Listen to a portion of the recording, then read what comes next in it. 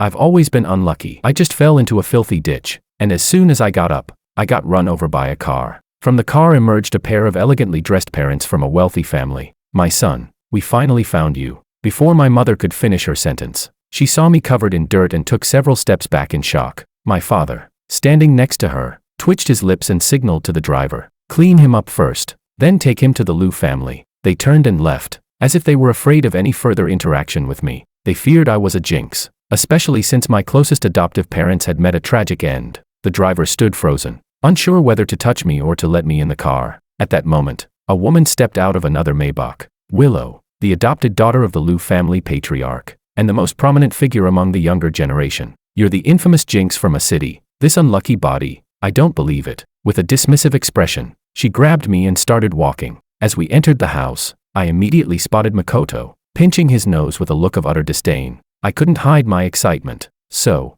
this is the fake young master who's been changing luck with me for the past 18 years. Chapter 1. As soon as we entered the hall, a massive crystal chandelier came crashing down. Makoto was standing right there, only a centimeter away from being hit. The rumors were true. "You're really a jinx. Dad, Mom, get him out of here." Makoto's voice trembled, but his eyes were filled with no fear. His parents, who came rushing out at the sound, looked utterly shocked. I shrugged and said, "If you don't want me here, should I just leave?" I wasn't bothered by his threats. Don't listen to him.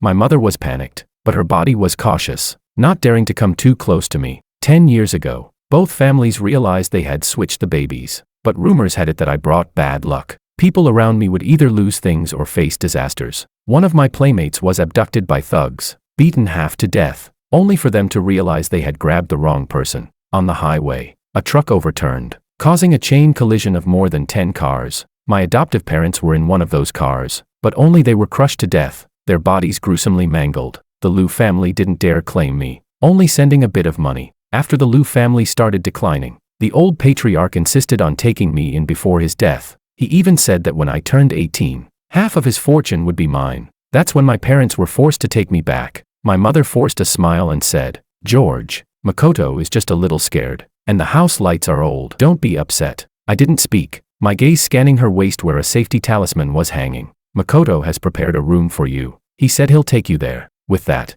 she quickly dragged my father away, as if fleeing from something. I turned my gaze back and noticed the windows and doors of the house were covered with talismans. I kind of want to laugh, and I actually laughed out loud. Makoto thought I was laughing at him. With an angry face, he led me to the end of the first floor. He opened the door, and inside was a bathroom. Makoto crossed his arms, looking at me with disdain in his eyes. "To be honest, why would a jinx come back home? You're so dirty. You deserve to stay in the bathroom." He didn't miss a single expression of mine, wanting to see me in humiliation. I waved it off casually. "Fine, I don't mind." Willow entered the room, and when she saw this, her face darkened. She called for her parents, pointing at them and scolding them. "The company's not doing well now, and every move is under scrutiny. And now you're making the news for abusing your own son. Are you trying to make your life even harder?" Willow's face was cold, her tone stern. Her parents and Makoto shrank their necks, not daring to speak. There was nothing they could do. Willow's status was so high that even the Liu family feared her iron-fisted approach. I casually cleaned my ears, gazing out the window, feeling somewhat envious. Rich people really know how to enjoy life. At that moment, my phone rang with messages coming one after another. I took it out and casually replied to one. Willow glanced at it from the corner of her eye, then quickly turned away. She continued to scold the others, and only when she was exhausted did she take me upstairs. "This will be your room from now on. If you're missing anything, just let me know." I looked around, and this room was fully equipped, just like a master bedroom. Makoto limped up behind us, standing at a distance, looking pitifully at Willow. And, as soon as he walked in, he made me hurt my leg. Just as he finished speaking, I deliberately walked closer to him. He jumped back in fright, immediately running downstairs. Willow's expression darkened even more. Makoto's embarrassed look made me laugh out loud. "Weren't you supposed to be the family's lucky star? The koi fish who brings good fortune? Why are you so scared of me?" Chapter 2. Jinx. Whoever gets close to you is doomed. Stay away from me. Makoto's face turned pale, trembling as he pointed at me. I sighed. Those are just rumors. My adoptive parents had a gambling problem and owed money. To escape from debt collectors, they drove off one night and met with an accident. How could that be my fault? You're lying. You killed them. You were involved with them. How do you know it was me? What kind of society are we living in? You still believe in superstitions. You should read more books. Brother. I waved dismissively. Makoto was left speechless. His face flushed red. My mother came out after hearing the commotion. Makoto immediately walked over, looking pitiful. My mother comforted him, gently patting his head, clearly displeased with me. You should keep some distance from us. You wouldn't want to end up killing your own real parents, would you?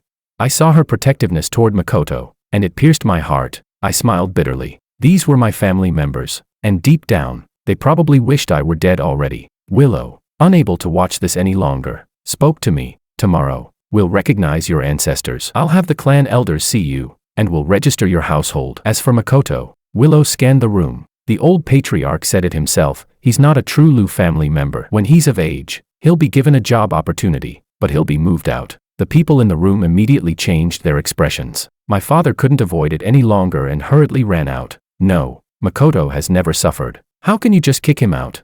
Lu mother, feeling pained at the thought of Makoto leaving, added, yes, you can't kick Makoto out. His parents are dead, where can he go? Lu father frowned, scolding angrily. Willow, you're just an adopted daughter. Who gave you the right to speak for the Lu family? I'm the head of the family, and I won't allow Makoto to leave. Aunt. Makoto panicked, rushing forward to grab Willow's sleeve. We've grown up together. Besides, I'm the Lu family's lucky star. What will happen to the Lu family if I leave? Willow forcefully shook him off and spoke coldly. Lucky star? Is the Lu family still relying on a lucky star to save them? Willow's gaze swept over to my father. Even my identity as an adopted daughter is more useful than all of you. The room fell silent, no one daring to refute, because everything she said was true. At 3 years old, Willow was chosen by the old patriarch of the Lu family from an orphanage. He personally raised her and taught her various skills. Everyone in the Lu family knew she was being groomed as the heir, because aside from her, the rest of the Lu family were either lazy or incompetent. Otherwise, the Lu family wouldn't have ended up in this situation. You should go back to your room and rest. I'll come and get you tomorrow. Willow finished speaking and led the others away. I walked into the room, speaking to the heir. System, you said that after Makoto turns 18, we'll get back on track, right? Won't my unlucky aura really affect them?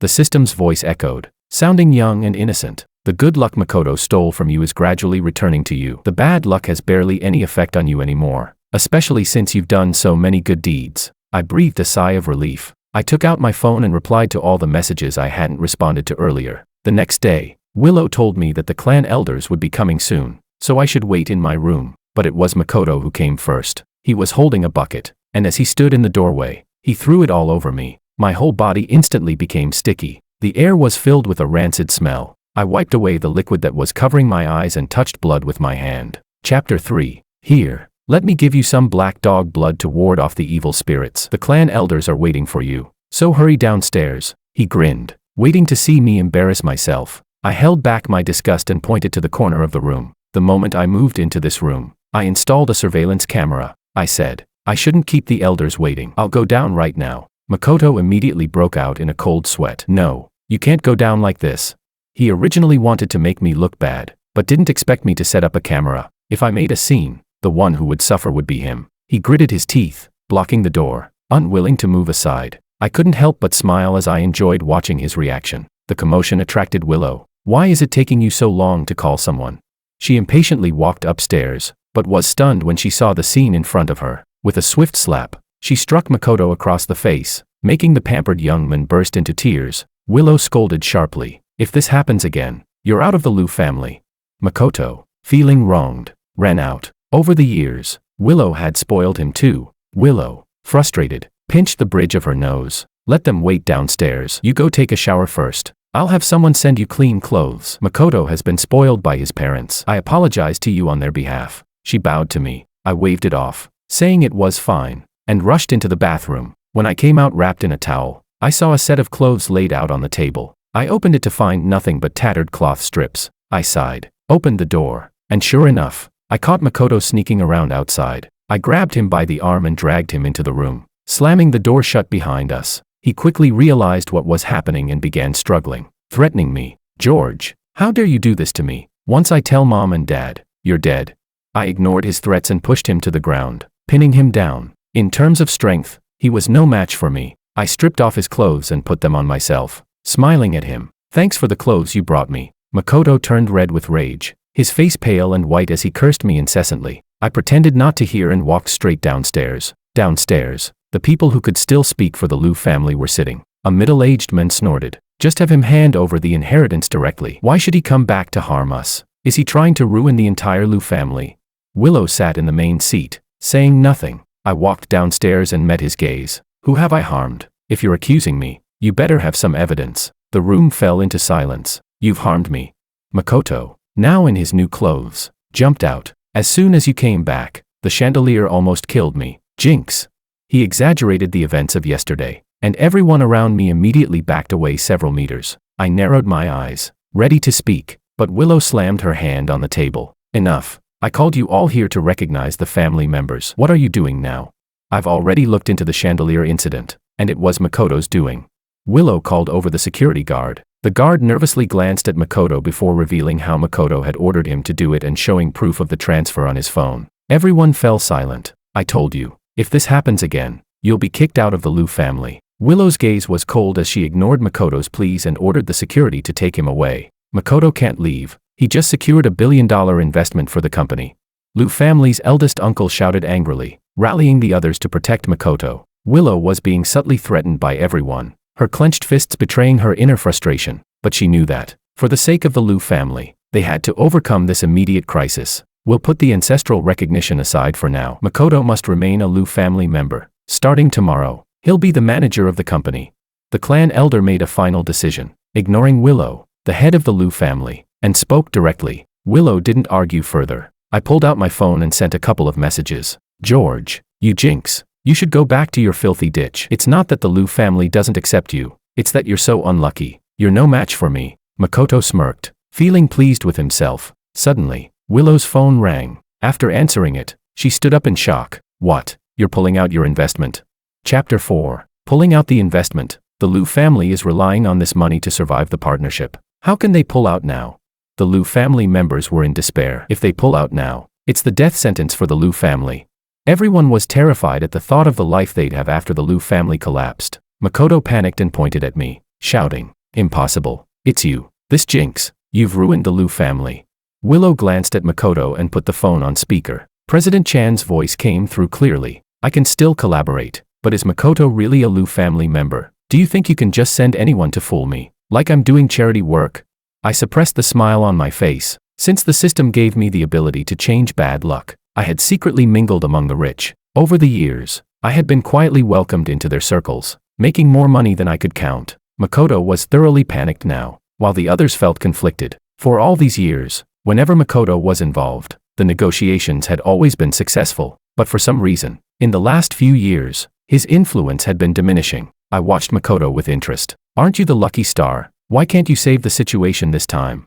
He wanted to retort, but the coldness in Willow's eyes made him shiver. Willow walked out with her assistant. The hall was in chaos. The Liu family is relying on this investment to survive. How could they back out now? As the crowd discussed, Willow's assistant returned with news. Mr. Liu said the issue has been resolved. President Chan will continue the investment, so everyone can rest assured. Makoto wiped the sweat off his forehead. I knew it. As long as Makoto is here, there's no deal we can't close. Makoto is the savior of the Liu family. Willow's position will be yours eventually. The crowd surrounded Makoto, praising him. Forget about the ancestral recognition for now. Tomorrow is Makoto's birthday. We'll talk after the coming-of-age banquet. My father sighed in relief and told everyone to disperse. I found it laughable that they were still thinking about a banquet when their family was about to collapse. But then again, tomorrow was my birthday too. The banquet was extravagant. Makoto, in a suit airlifted for him, stood out in the crowd. Several well-known directors raised their glasses to toast Makoto. Some admired him, and Makoto smugly said, "These directors have all worked with me before. They all begged me to go out and talk business with them. So of course, they came to my birthday." Just then, President Chan, who had recently signed a deal, rushed into the crowd. Makoto walked over. "Thank you, President Chan, for the collaboration. Don't worry, working with the Liu family brings endless benefits." But President Chan slapped Makoto's hand away. "Who are you? I'm not looking for you." The crowd gasped, and Makoto stood in shock. He had never been so disrespected before. Because of his reputation as the lucky star, everyone usually wanted to be connected to him, hoping for their own luck to improve. "I'm looking for George," President Chan shouted. Whispers filled the air. No way. Isn't Makoto the one everyone collaborates with for his luck? Why is President Chan so dismissive of him? Even if that jinx shows up at the banquet, no one dares to look at him. Afraid of bad luck. Why is President Chan? Makoto barely held back his fury, the wine glass in his hand almost crushing under the pressure. At this moment, I sat in a corner, enjoying a delicate little cake. Makoto's eyes darted around, and he walked over to me with President Chan. Stepping aside himself, he took a sip of wine and, with an air of helplessness, spoke to the crowd. Some people just don't know better, daring to get close to a jinx. You've all seen it. He insisted on coming here, and if something bad happens, don't blame me. Makoto smiled, waiting for the show. The next second, President Chan suddenly thudded to his knees in front of me, tears streaming down his face. Mr. Wang, I invested in the Liu family as per your instructions. Please, save my life. Chapter 5. The crowd was in shock. What the hell? Is this really the President Chan, the richest man in a city? Isn't he always so high and mighty? Hardly anyone ever gets to see him. How come he? Yeah, President Chan doesn't like to go out, and when we talk business, it's always over the phone. But he has personally contacted Makoto before, and Makoto has brought so many resources to the Liu family because of this. But why is it that this time, President Chan doesn't even look at Makoto? Everyone knows Makoto is the lucky star. Everyone has been trying to get close to him. How dare President Chan approach that jinx? Oh my god, isn't he afraid of dying? The crowd was chattering, but everyone only dared to whisper behind their hands. These words entered Makoto's ears like sharp needles, stabbing at his heart. The empty feeling in his chest made him feel like he had lost something. Frowning, he watched the scene unfold, countless thoughts flashing through his mind. Why is President Chan treating this jinx so respectfully? I remained calm, unaffected by what was happening around me. The system had told me to make full use of it to help more people. Although it was a system that brought bad luck, it also had the ability to absorb that misfortune from others. Less bad luck meant more good luck, didn't it? The price I paid was that others' misfortunes would be transferred to me, making me even unluckier. At first, I helped the poor, giving them more chances for a better life. Everything came with a price, and the corresponding cost was my own increasing misfortune. Every time I stepped out, it would rain. I'd step on dog poop, get pickpocketed or mugged, be beaten up because someone mistook me for someone else, or there'd be accidents on any kind of transport. Eventually, I began staying indoors. Later, the system told me that the good luck Makoto had taken from me was slowly returning to me. That's when I started my bigger plan. The first person I approached was actually President Chan. As these people aged, they became more superstitious. I predicted that he would face misfortune like a car breakdown, losing business to rivals, and so on. President Chan tried many methods, even seeking out the rumored Makoto, but Makoto's influence on him was minimal. He had no choice but to believe in me, and I helped him redirect his coming bad luck onto myself. The most severe incident was when I took the hit for a car accident. I was in the hospital for almost half a year before fully recovering. President Chan became even more appreciative of me, sending countless amounts of money my way. Knowing I had needs, he began introducing me to more people. Apart from receiving money, I only had one request for them. That was to keep my identity hidden. And this time, with the system's help, I predicted that President Chan would face a life-threatening crisis. He turned pale with fear and began following my arrangements. I helped the still kneeling President Chan to his feet and thoughtfully handed him a glass of water, saying, "You did well. Don't worry. I can solve this for you." President Chan felt completely at ease and gratefully grasped my hand, repeatedly thanking me. The people in the room were even more confused. Just then, Willow entered. She had been busy securing investments for the Liu family since yesterday, and only now had time to appear. Willow smiled and respectfully brought a few partners to me. George, Mr. Jean and President Sun are both willing to invest in the Liu family. They both want to thank you and would like to meet you. As soon as the group saw me, they immediately extended their hands in greeting. They flattered me. "It's an honor to meet you, Mr. Wu." I remained indifferent, used to such social interactions by now. The others were even more baffled, not understanding what was going on with these people. "Ah, you've all been deceived by him. Do you all want to die?" Makoto couldn't sit still any longer. Today was supposed to be his day to shine. He shouted loudly, grabbing a few people standing near me. His shouting made me frown. The people he grabbed scolded him. "Who do you think you are? What are you shouting about?" Makoto's parents hurriedly shielded him, and Willow quickly apologized. "He's a jinx. He'll bring disaster to all of you. I'm saving you." Makoto refused to give up, saying in frustration. I looked at Makoto expressionlessly. "Makoto, don't you know why I'm so unlucky?" Chapter 6. Years ago, Makoto's mother and my mother gave birth in the same hospital. Due to a shortage of available rooms, they ended up sharing one after giving birth. It was during that time that my adoptive parents discovered just how wealthy the Liu family was. They became greedy and swapped the two children. They even secretly emptied their assets and sought out a folk remedy to swap the lives of Makoto and me. I first became unlucky at the age of 6. At that time, I attended a school where many students fell ill and were hospitalized. In fact, many of these incidents couldn't have been connected to me, but my adoptive parents, in an effort to ruin my reputation, intentionally spread rumors about it. Over time, whenever something went wrong for anyone around me, my adoptive parents would jump in and claim it was my fault. Gradually, I began to feel self-conscious and doubt whether I was truly a jinx. For Makoto's sake, they traveled all over the country to pray for him, doing good deeds in his name. The better Makoto's luck, the worse mine became. They tried every means to make their own child's life better, leaving no room for me. But what they didn't realize was that once I became unlucky, the people around me, especially those close to me, were affected too. My adoptive parents regretted it, but it was too late. They could only keep their distance from me. In the end, the Liu family found out about the swapped children. Fearing that Makoto's good fortune would run out, my adoptive parents came up with a plan. They spread the word about my jinx status and the bad things that had happened to me. They also contacted Makoto to create plans for him, utilizing his lucky star identity. At that time, whenever I went outside, people who knew me would send me straight back home. Jinx, how dare you go out? Get back to your house. Keep an eye on that jinx. Don't let him sneak out and cause more trouble.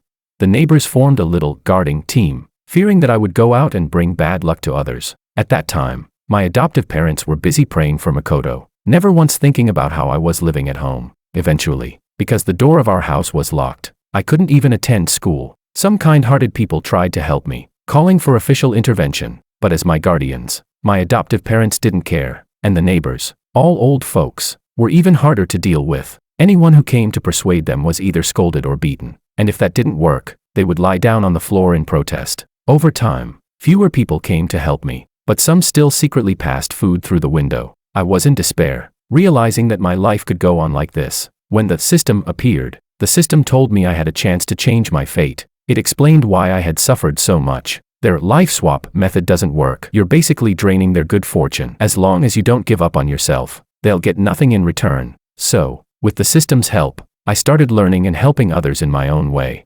accumulating good fortune for myself. But my adoptive parents were still helping Makoto. We were like in a tug of war, but Makoto was winning more. For his sake, they had accumulated too much debt and even tried to gamble to make money. In the end, they died in a car accident. As they lay dying, they blamed me for it, still trying to pin everything on me for Makoto's sake. After they died, I escaped from the house that had trapped me for more than 10 years and moved to a small place. The past days had been bitter, but it was okay, because today, the fate I had swapped with Makoto was finally over. He could no longer take anything from me, and the system, the moment I turned 18, disappeared. It told me it was going to help the next person who needed it. I purposely concealed the existence of the system. Then, as if telling a story, I explained everything that had happened. My tone was indifferent, like I was an outsider. There's no such thing as a born jinx or lucky star. It's all just a conspiracy by people with ill intentions. Makoto listened in shock, his face filled with disbelief. You're lying. My parents are dead because of you. Did I harm you, or did you harm me?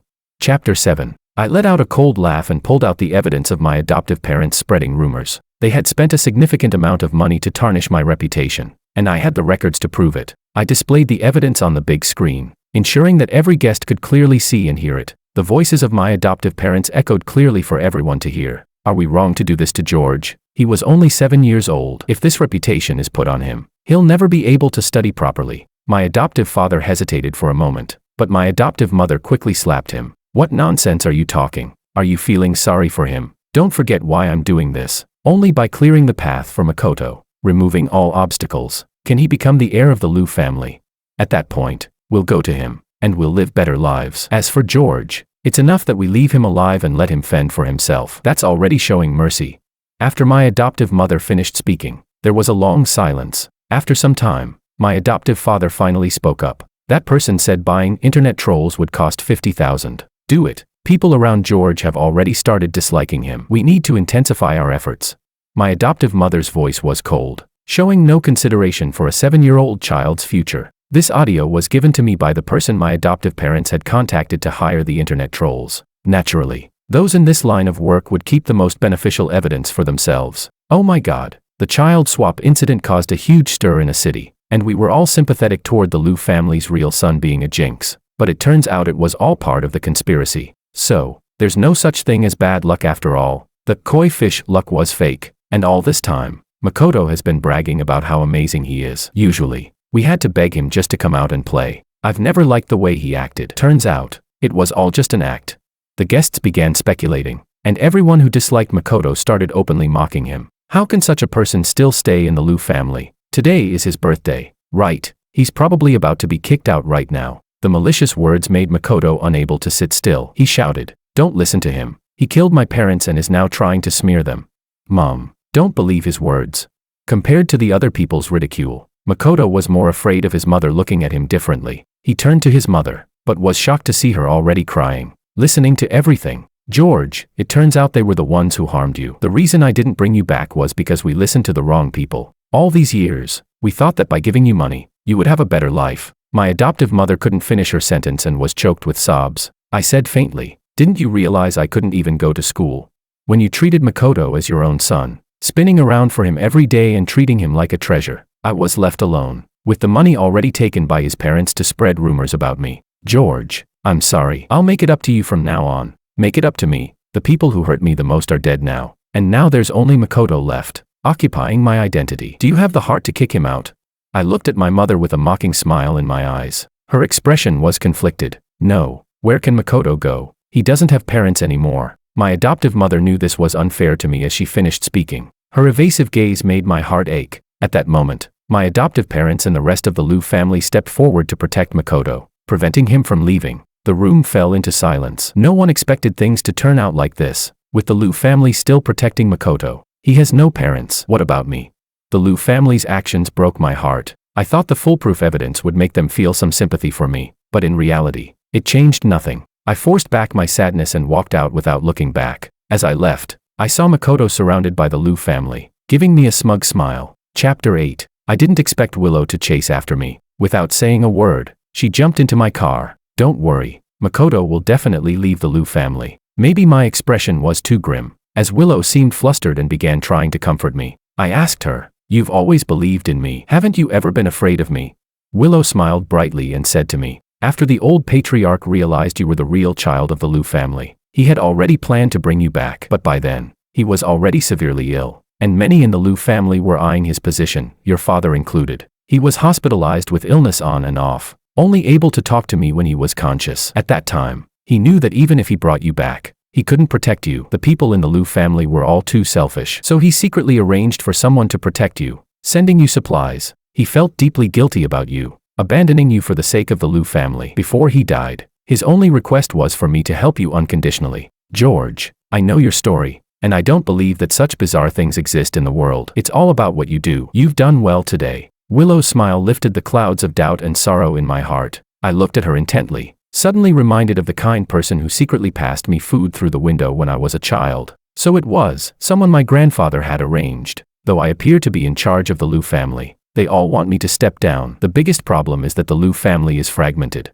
with a huge gap in power. George, don't worry. I can make sure Makoto leaves. The suffering you've gone through will never happen again. Willow looked at me seriously, speaking each word with care. The dark circles under her eyes told me that she had been busy handling the Liu family's affairs during her absence. I pulled out a card and placed it in her hand. "You've done enough. You're the only one who's never shown disdain toward me. This card has enough money to help the Liu family through this crisis. Willow, let's work together to create a brand new Liu family." In Willow's wide, disbelieving eyes, I saw a reflection of myself. Willow, excited, left after discussing the current situation of the Liu family with me. After saving the Liu family from danger, she did something that shocked every member of the Liu family. She fired everyone else in the Liu family except for herself. The Liu family had been filled with parasites who only knew how to indulge themselves. It was high time they left. The second thing Willow did was force Makoto to leave. After all, he was now an adult and could live on his own. Someone was dissatisfied and barged into Willow's office. It was my cousin,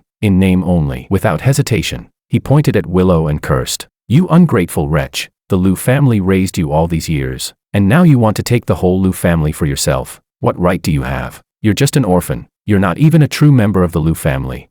You still want to sit in the Liu family's chairman's seat. Get out of here." My cousin was furious. He hadn't received a single thing from Grandpa's estate, and now he was being kicked out of the company. Without the company's dividends, how could he continue to live his lavish lifestyle and show off? As the insults flew, The eyes of the other employees all turned to Willow. Willow clenched her fists, biting her lip to hold back her emotions. Because my cousin wasn't wrong, she was just an orphan, fortunate enough to have been adopted by the old patriarch. Many people doubted her status. Because of this, her path within the Liu family had been especially difficult. Well then, what about me? The one who holds half of Grandpa's estate and has the Liu family blood running through my veins. Do I not have the right? I pushed my cousin aside and, in front of everyone, walked over and embraced Willow. Willow blushed, but didn't pull away. I'm sure I have the right to sit in the Liu family chairman's seat, but honestly, I'd rather leave the company to Willow. She's far more capable than I am. My cousin was so furious he could barely speak. He stared at us for a long time before continuing. Stop daydreaming. What do you think you are? A Liu family member? No one's seen Grandpa's will, and he never met you. How could he have really given you half of his fortune? He sneered, completely unwilling to believe the rumors about the will. I shook my head in mock pity, then took out a document. Sorry to disappoint you, but I actually have Grandpa's will. Chapter 9. At the time, Willow had been pushed into the position of chairman while the old patriarch was still alive. After the old patriarch passed away, people in the Liu family began to feel discontented and tried everything they could to force Willow to step down. Willow had kept suppressing them with the old patriarch's will, but the Liu family suddenly claimed they had never seen the will and refused to believe Willow. This made Willow feel quite troubled. Unexpectedly, the will ended up in my hands. You bunch of idiots. You have no ability, yet you dream big to prevent the Liu family from falling into your hands. Grandpa had already found me long ago. I sighed. At that moment, my parents heard the commotion at the company and showed up here as well. I thought they were here to fight for their share of the Liu family's assets, but it turned out they came for Makoto. George. Makoto has been gone for more than half a month. He has nowhere else to go. You already have the Liu family. Why do you still have to push him out? I could hardly believe my ears. After Makoto was kicked out of the house, I didn't go home either. I stayed with Willow, handling matters at the company. But after Makoto left, my parents secretly gave him a large sum of money. The money was enough for an average person to live on for a lifetime. But for Makoto, it wasn't enough. He spent it recklessly, still thinking of himself as the celebrated lucky star. At first, some company executives believed in him and tried to reach out to him, but soon realized it was pointless. And after the incident at the banquet, Makoto's reputation only worsened in the circle. My mother came forward in tears, grabbing my hand. George, please, let Makoto go. He won't compete with you for the Liu family. Just let him come back. I'll take care of him for the rest of his life, and I promise I won't bother you. The warmth from her hand spread to mine. It felt so warm, yet it made me feel as cold as winter. I bitterly pulled my hand away and said, Mom, I'm your son. With those words, I turned my back to her and didn't look at her again. My mother wobbled, realizing my resolve. She knew I wouldn't soften. Suddenly, a harsh voice rang out behind me, a voice I recognized. Go to hell. Why did you come back? A cold light flashed, and before I could react, Willow quickly pulled me aside. It was Makoto. I had no idea where he had come from, but he was holding a fruit knife and glaring at me with malice. His clothes were disheveled, and he looked like he hadn't properly cared for himself for days. Because Willow pulled me away in time, he didn't manage to strike. When he tried again, I rushed forward and kicked him in the leg, snapping it. He collapsed to the ground, cursing. Why won't you die?